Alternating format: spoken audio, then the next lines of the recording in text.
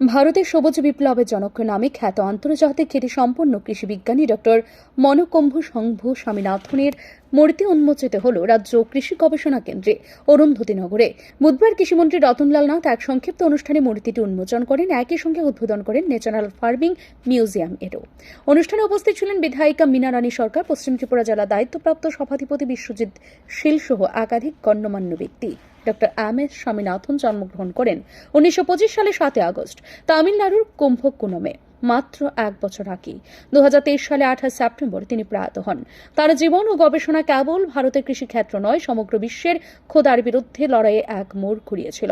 1960-এর দশকে ভারতের খাদ্য সংকট চরম আকার ধারণ করলে স্বামীনাথন উচ্চ ফলনশীল ধান ও গমের জাতের উন্নয়ন, কৃষি প্রযুক্তির আধুনিকীকরণ এবং সার সেচ ব্যবস্থার যথাযথ প্রয়োগের মাধ্যমে দেশকে খাদ্যে স্বনির্ভরতার পথে নিয়ে যান।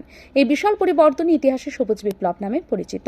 তার প্রচেষ্টায় ভারত চিরকালের খাদ্য আমদানিকারক দেশ থেকে খাদ্য উৎপাদনে আত্মনির্ভর ও রপ্তানিকারক দেশে পরিণত হয়। স্বামীনাথনের বৈজ্ঞানিক কাজের পাশাপাশি মানবতাবাদী দৃষ্টিভঙ্গি বিশেষভাবে উল্লেখযোগ্য। তিনি সর্বদা গ্রামীণ চাষীদের কল্যাণ, কৃষিতে নারীদের ভূমিকা এবং পরিবেশ বান্ধব কৃষি চর্চার উপর জোর দিয়েছেন।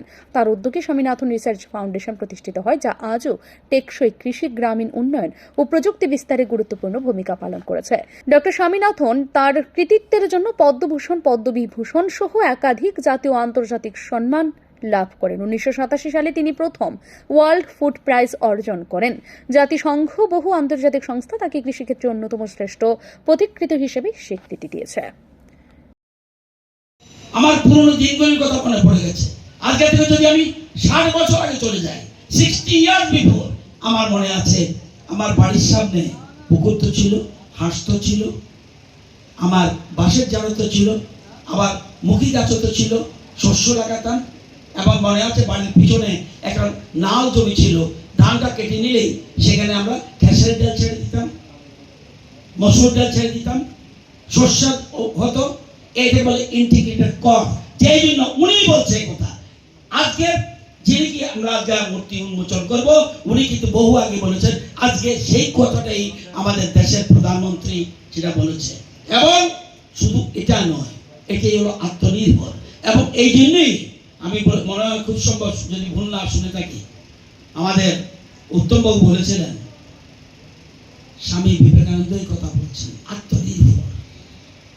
আত্মনির্ভর হতে হবে।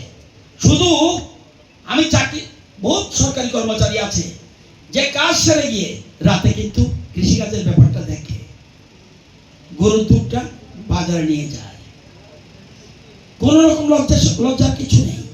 এই যে লজ্জা, এই কথাটা আমরা ভুল করি। ন্যাশনাল ফার্মিং মিউজিয়ামের উদ্বোধন প্রসঙ্গে তিনি আরও জানান, জৈব কৃষি ও প্রাকৃতিক পদ্ধতির প্রতি চাষীদের আগ্রহ বাড়ানোই এর উদ্দেশ্য। অরুন্ধতিনগরের এই মূর্তি কেবল একজন মহান বিজ্ঞানীর প্রতি শ্রদ্ধা নিবেদন নয়, বরং আগামী প্রজন্মকে তার আদর্শে অনুপ্রাণিত করার এক প্রতীক। সবুজ বিপ্লবের জনকের প্রতি এই শ্রদ্ধা জ্ঞাপন আবারও স্মরণ করিয়ে দিল বিজ্ঞান, মানবতা এবং দূরদর্শিতা মিলে কিভাবে কোটি কোটি মানুষের জীবন বদলে দিতে পারে। ব্যুরো রিপোর্ট, ঋদ্ধি নেটওয়ার্ক।